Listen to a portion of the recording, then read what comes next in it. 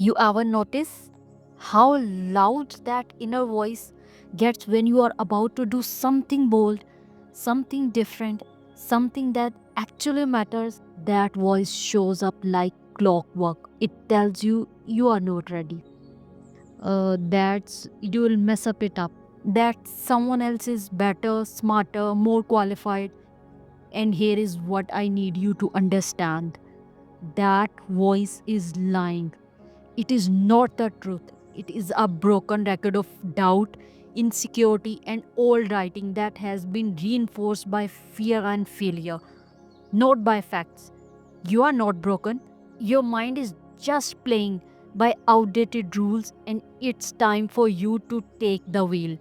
See, most people believe their thoughts are commands, but they are not. They are suggestions, just like someone shouting from the crowd, telling you are not good enough. You don't have to believe them, and you definitely don't have to obey them. The human brain is designed to keep you safe, not to help you grow. That means it's scanning for danger. It clings to negativity. It replay embarrassing moment, mistakes, rejections like a cruel highlights. But you are not here to live in the shadow of who you used to be. You are here to master your mind. Every time that inner critique show up, I want you to recognize it. Call it out. Give it a name if you have to. Say, there is that voice again trying to protect me by keeping me small. Don't hate it, don't fight it, but don't let it lead. You have got dreams to chase.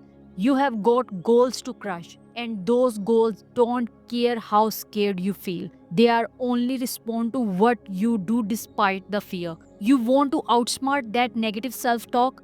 Here is the truth. The fastest way to shut it down is with action.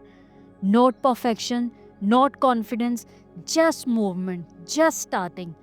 The second you take action, even the smallest step, your brain gets new data. It learns, hey, maybe we can do this. You start to build evidence against the lies. Confidence is earned, not given. You create it by doing the way things your fears say you can't.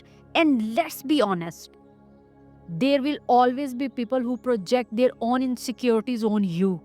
They'll tell you to be realistic, to slow down, to stop dreaming so big. But that's their self talk trying to recruit you. Don't join the pity party. Don't subscribe to the doubts. Your life is too important to be dictated by someone else's limits. Rewiring your mind, it takes practice. It's a daily commitment. You wake up, you decide to lead your thoughts instead of letting them lead you. You choose power over pity. You choose progress over perfection. You remember who the hell you are and who you are becoming. You are not here to survive your mind. You are here to master it. Because the moment you stop believing every thought and start challenging every lies is the moment you become unstoppable. You ever had one of those days where you are walking through life and out of nowhere your mind throws something nasty at you? Maybe it's whisper, you are not good enough, or you are always screw things up, or why even try? You will just fail like you always do. Sound familiar? Yeah, me too. And guess what? That voice that's lying to you. Let me say it louder. Just because you think something doesn't mean it's true. Your thoughts are not facts, they are just thoughts. Period. Your mind is wired to keep you safe, not to keep you confident. It's constantly scanning for danger, for things that could go wrong, for reason to pull you back. And most of the time, those danger signals are not even real. It's your brain taking part hurt, old programming, childhood experiences, that once mean teacher, your critical parent, that rejection you felt fear ago, and mixing it into your current moment like it's still true. But it's not. What happened before doesn't define you now. But your mind, it has not updated the software. It still runs on those old fear based patterns until you stop and say, Wait a minute. Who says that's true? Here is the truth. Your thoughts are not instructions, they are not commands, they are suggestions. That's all. It's your job to decide whether to accept them or reject them. And most of us, we have just been accepting every single thought that passes through our head as a gospel truth. But when you start looking at your thoughts as a suggestion instead of facts, everything shifts. It's like suddenly stepping out of the passenger seat and grabbing the wheel. You get to drive now. You get to challenge the garbage and say, you know that. That's not true. I may have failed before, but that doesn't mean I am a failure. I may not know how to do this yet, but I can learn. And let's talk about how sneaky these negative thoughts are. They are not loud and obvious like a villain in a movie. They are quiet, subtle, and they sound like your own voice. That's what makes them so dangerous. They blend in, you don't even question them. And the longer you let those thoughts play without checking them, the more power they gain. They grow roots, they shape how you feel, what you believe, what risk you take, how you show up, and eventually they shape your life. But when you become aware, when you train yourself to hear those thoughts and pause, you create a gap. And in that teeny little gap is your power. That gap is your opportunity to question the thought, to rewrite the story, to say that's just fear talking and choose a better thought. You don't have to believe every voice in your head. Start auditing your inner dialogue like your life depends upon it. Because it does. You are not your thoughts, you are the thinker of them. And you can master your mind when you remember that truth. You want to know one of the most powerful thing you can do to outsmart negative self-talk? Get out of your head and into your body. Yes, your body. Because here is the deal. Your mind is a master manipulator.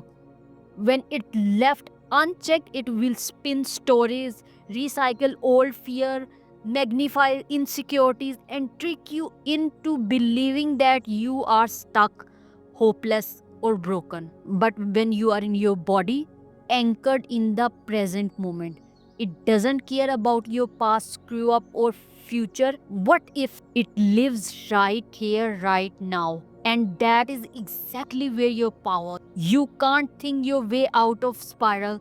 You have to move your way out of it. And I am not just talking about full blown workouts. I am talking about tiny deliberate actions that disrupt the thought loop your brain is stuck in. Let's face it, most of your negative self-talk when you are still, when you are sitting alone, overthinking, replaying things in your head, that's when those voices have a field day. But the moment you take action, something shifts.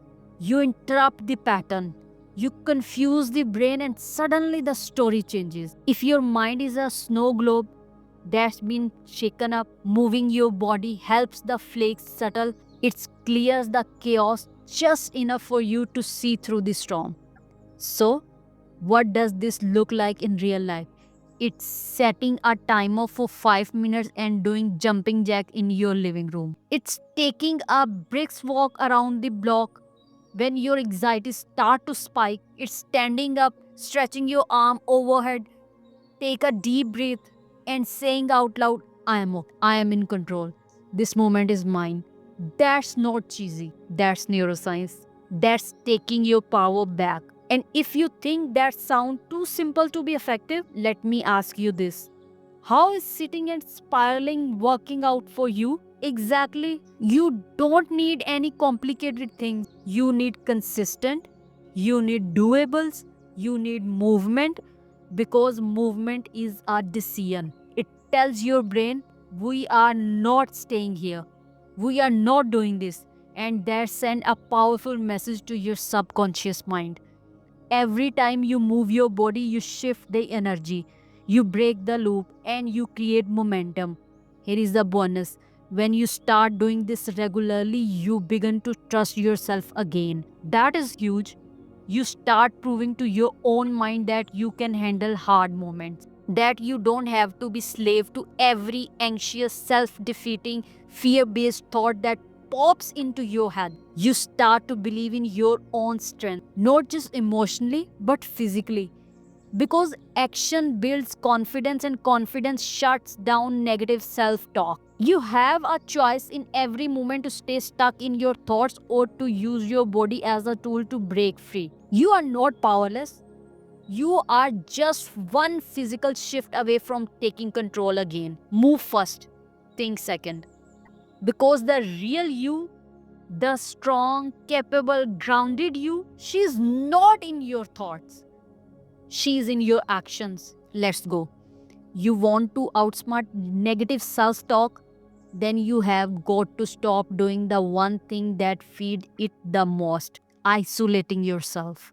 Because when you sit in silence alone, letting those toxic thoughts marinate, you are literally locking yourself in a room with a most critical, unkind version of yourself and then handing her the microphone. Negative self talk thrives in isolation. It grows in the dark corner of your mind where there is no challenge, no outside voice, no perspective. And I get it. When you have feeling low, it feels natural to retreat. You don't want to talk. You think no one gets it. You start believing that your thoughts are facts just because they are loud and constant. But just because your mind is saying something doesn't make it true. It makes it familiar. And familiar is not always healthy. This is where connection becomes your power move. I am not saying you need a therapy session every time you feel bad. I am not even saying you need to pour your heart out to 5 friends every week. What I am saying is connection snaps you out of the trance. It pulls you out of that endless inner monologue that convinces you that you are not good enough, that you failed too many times, that you are falling behind. When you speak your thoughts out loud, even casually, they lose their grip. You hear them for what they actually are: exaggerated fears, assumptions, shame on replay. Even say something out loud and then think, wow, that sounds kind of ridiculous. That's the point. The second those thoughts escape the echo chamber of your mind, they shrink. So, text the friend, call your sister, go to the coffee with someone who lifts you, join a group, go to a class, walk your dog, and smile at a stranger. Human connection doesn't just soothe you, it regulates you. It reminds you that you are not alone, that everyone has bad days, everyone doubts themselves. Everyone struggles with the voice in their head sometimes, but it's how quickly you reconnect with reality that determines how fast you bounce back. And if you don't have someone to talk to right now, talk to yourself out loud, but with intention. Stand in front of the mirror and say, what's going on? Literally, verbalize it. You'll feel awkward at first, sure, but it forces your brain to process what you are thinking differently. Slows the spin, and here is something else. Connection create accountability. When you talk to someone who sees your values even when you can't, they pull you back into the truth. They remind you of who you are when your brain is trying to convince you otherwise. And sometimes that's all it takes: one conversation, one reminder, one outside voice to snap the spell. Stop isolating. Stop giving that negative inner voice the stage. Start connecting. Start disrupting the loop.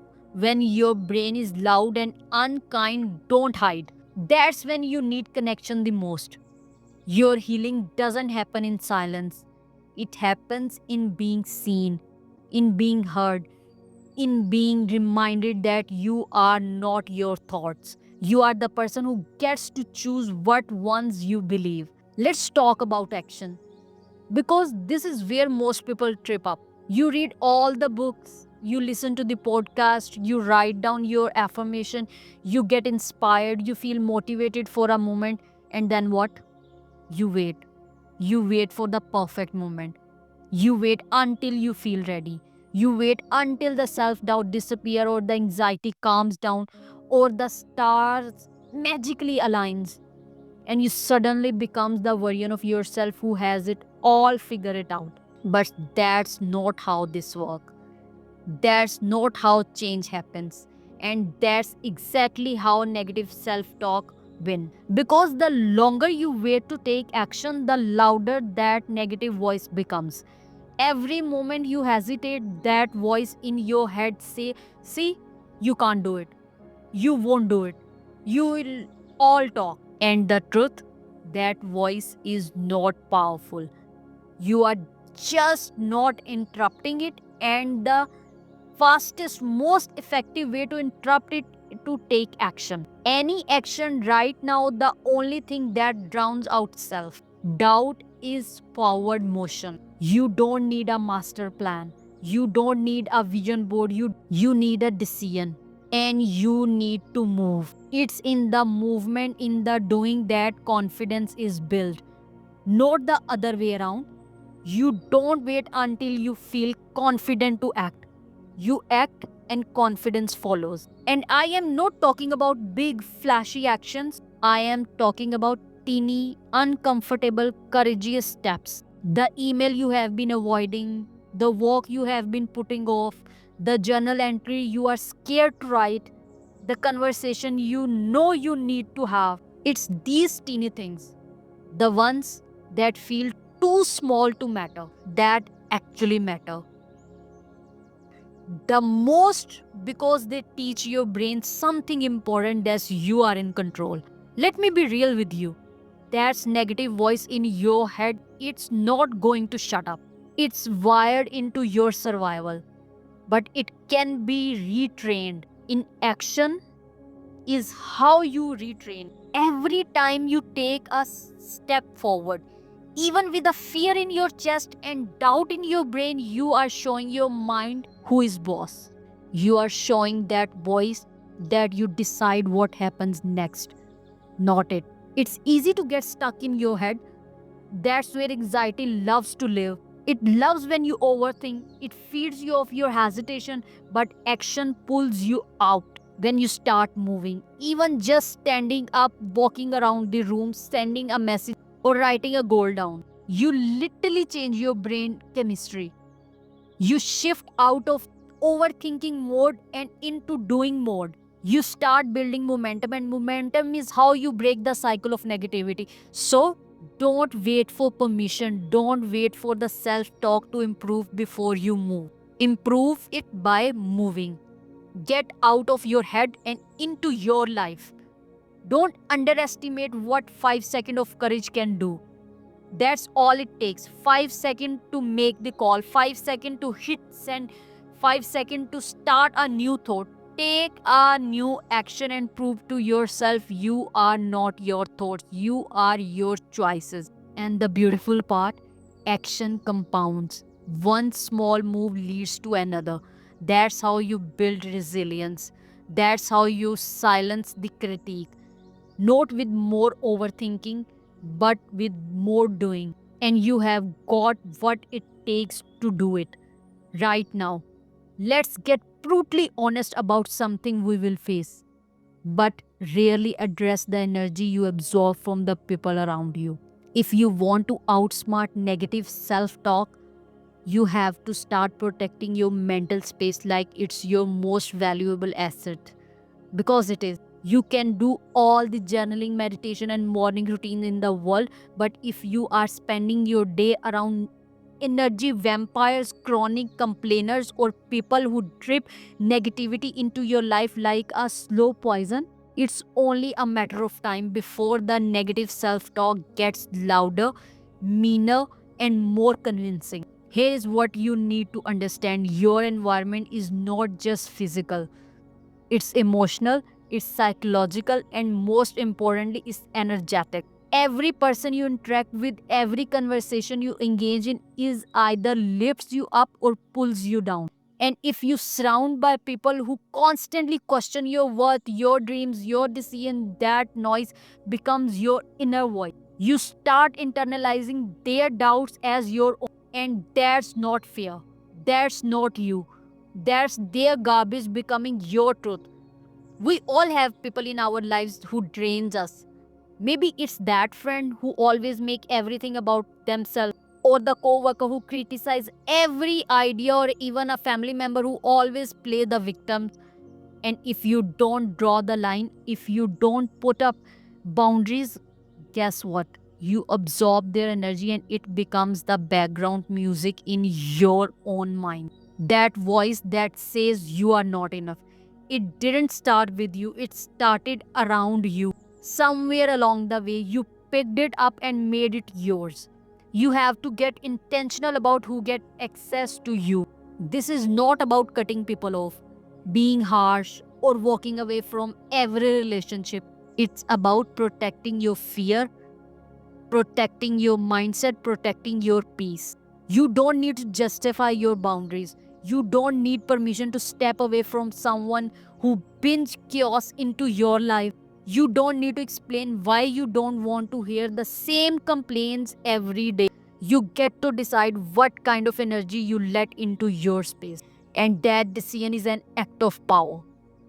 When you start guarding your energy, your entire life shifts. You start noticing how much lighter you feel when you say no to drama, how much clearer your thoughts becomes when you are not constantly around people who just project their insecurities onto you. And here is what is wild.